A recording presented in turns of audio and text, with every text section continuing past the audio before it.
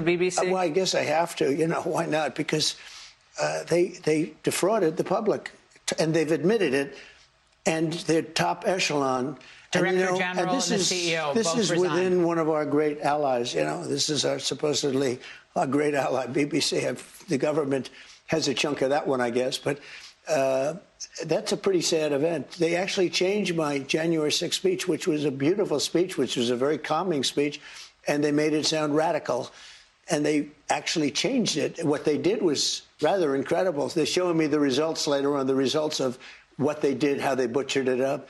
But it was very dishonest, and the head man quit, and a lot of the other people We're actually quit. going to play it right now. We're going to walk down to the Capitol, and I'll be there with you. And we fight. We fight like hell. And if you don't fight like hell, you're not going to have a country anymore.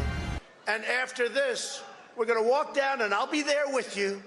We're going to walk down. We're going to walk down anyone you want, but I think right here, we're going to walk down to the Capitol,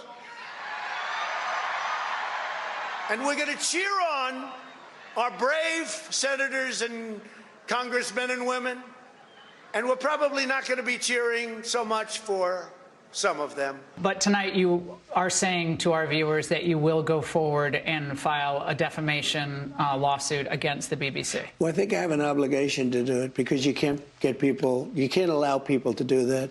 I couldn't allow 60 Minutes. You know, we settled that one for many millions of dollars, and I couldn't have allowed that to take place. They changed the answer that Kamala gave. They took out the entire answer, and they put another answer in. The first answer was election defying. The second answer was not good, but it wasn't a disaster. And they actually did that. They never did it with me. Which Democrats should Republicans be most worried about going forward in 2028, perhaps? Well, I wouldn't want to say, because that gives that person an immediate boost. It's like when they say, are you going to attack Venezuela? Are you going to attack this one? Are you going to attack? Yeah. I say, I'm not going to tell you whether or not I am. So I don't want to really give you. But I think this. We are doing phenomenally well. This is the greatest economy we've ever had. Their talking points, oh, course are high, course are high. By the way, the only thing is beef. Beef coffee is a little high because the ranchers are doing great. Coffee, we're going to lower some tariffs. We're going to have some coffee come in. We're going to take care of all this stuff very quickly, very easily. It's surgical. It's beautiful to watch. But our costs are way lower. Now, Walmart came out with a statement that they do every year for many, many decades.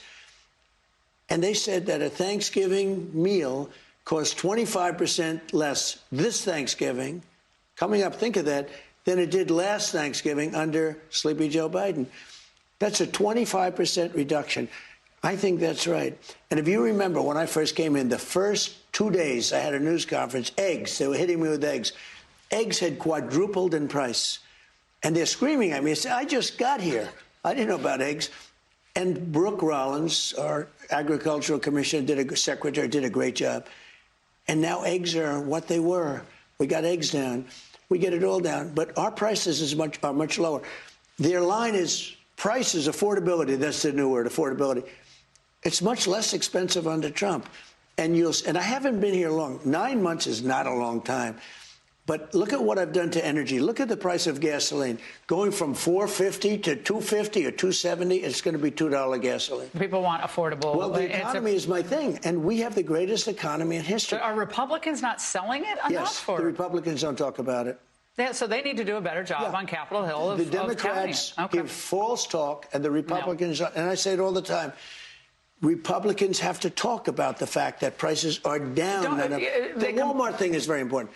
When Walmart says a Thanksgiving meal costs 25% less under Trump than under Biden, to me, that's better than. So Republicans need to spend more time talking about how great the country is and less time complaining about the Democrats? We have potentially the greatest economy in the history of our country.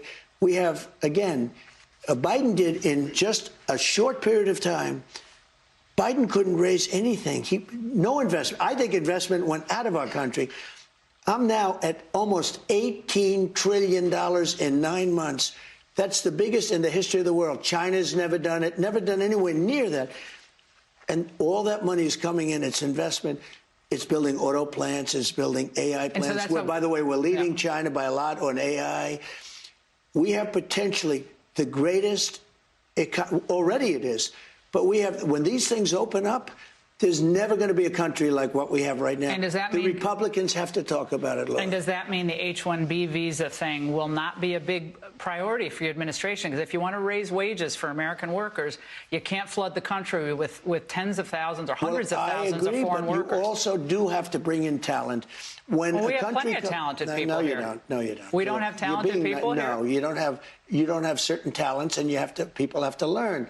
You can't take people off an unemployment line and say, I'm going to put you into a factory where we're going to make missiles, or I'm going to put How did we ever do it before? Well, I'll give you an example. In Georgia, they raided because they wanted illegal immigrants out.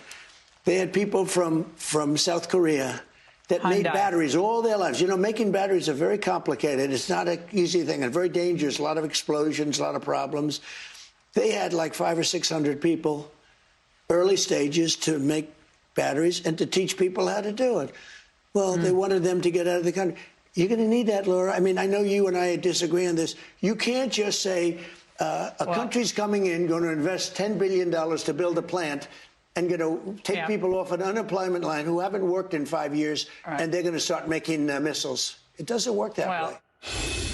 And coming up, Donald the Designer, my exclusive tour of the White House renovations